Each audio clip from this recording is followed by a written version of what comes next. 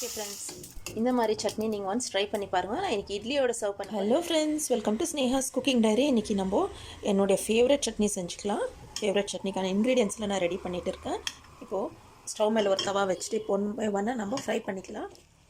நம்ம காரத்துக்கு சட்னி எவ்வளோ குவான்டிட்டி சேருமோ அதுக்கு தேவையான அளவு மிளகாய் போட்டுக்கலாம்.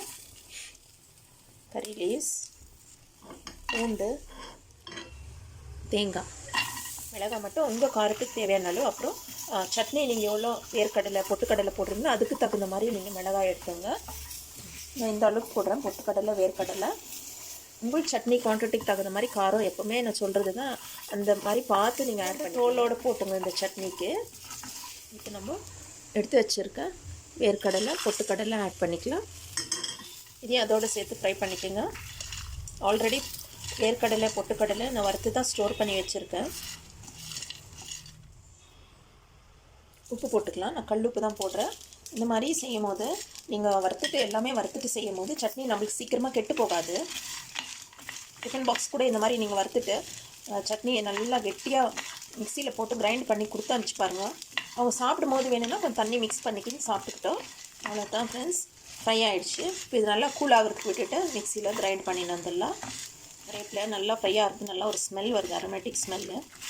ஸ்டவ் ஆஃப் பண்ணிக்கலாம். கூல் ஆகிறதுக்கு விட்டுட்டு மிக்சியில் போட்டு கிரைண்ட் பண்ணி வந்துடலாம். ஸ்டவ் ஆஃப் பண்ணிவிட்டு பெருங்காயம் போட்டுங்க.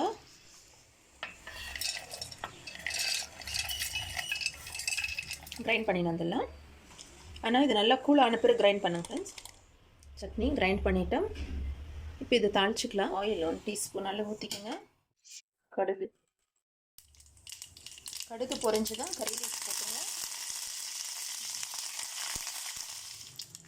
ஒரே ஒரு மிளகாய் முழுசாக போடுறேன், முடிக்காதீங்க. ஏன்னா ஆல்ரெடி நம்ம சட்னியில் மிளகாய் போட்டுருக்கோம். நம்ம ரெடி பண்ணி வச்ச சட்னியில் இந்த தாளிப்பு ஊற்றிக்கலாம். சூப்பராக நம்மளுக்கு ஒரு சட்னி ரெடி ஆயிடுச்சு. இது என்னுடைய ஃபேவரட் சட்னி. ஒன்ஸ் ட்ரை பண்ணி பாருங்கள், டேஸ்ட் ரொம்ப அமேசிங்காக இருக்கும். ஓகே ஃப்ரெண்ட்ஸ், இந்த மாதிரி சட்னி நீங்கள் ஒன்ஸ் ட்ரை பண்ணி பாருங்கள். நான் இன்றைக்கி இட்லியோட சர்வ் பண்ண போகிறேன், அதனால் இந்த கன்சிஸ்டன்சியில் செஞ்சுருக்கேன். நீங்கள் வேணும்னா இன்னும் கூட கொஞ்சம் திக்காக செஞ்சுக்கலாம். நான் செஞ்சு சாப்பிட்டு எப்படி இருந்துச்சுன்னு கமெண்ட். இதே மாதிரி எல்லாத்தையும் ட்ரை ரோஸ்ட் பண்ணி மிக்சியில் கிரைண்ட் பண்ணிவிட்டு ஒரு தாளிப்பு கொடுத்துடுங்க. சூப்பராக இருக்கும். ட்ரை பண்ணிவிட்டு எப்படி இருந்துச்சுன்னு கமெண்ட்ஸில் தெரியப்படுத்துங்க. உங்களுக்கு இந்த ரெசிபி யூஸ்ஃபுல்லாக இருந்துச்சுன்னா. நம்ம ரெடி பண்ண சட்னி சுட சுட இட்லியோடு சர்வ் பண்ணி சாப்பிட்லாம். அது கொஞ்சம் அதிகமாகவே ஊற்றிட்டு நல்லா ஊற வச்சு சாப்பிடுங்க. ரெசிபி ஒன்ஸ் ட்ரை பண்ணிவிட்டு எப்படி இருந்துச்சுன்னு கமெண்ட்ஸ் தெரியப்படுத்துங்க. ஃப்ரெண்ட்ஸ் ரிலேட்டிவ்ஸ்க்கெல்லாம் ஷேர் பண்ணுங்கள். தேங்க்ஸ் ஃபார் வாட்சிங். By. See you all in next video.